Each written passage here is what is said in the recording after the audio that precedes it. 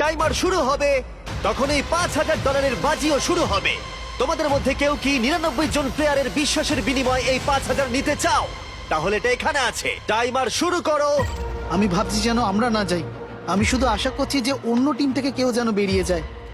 $5,000 5,000 আমি কাউকে 5,000 দেওয়ার চেষ্টা করছি। এখানে কেউই $5,000 চায় না। $5,000 কোনো মতেই নয়। তুমি কি $5,000 নিতে চাইছো? 5,000 দাঁড়াও এক্ষুনি।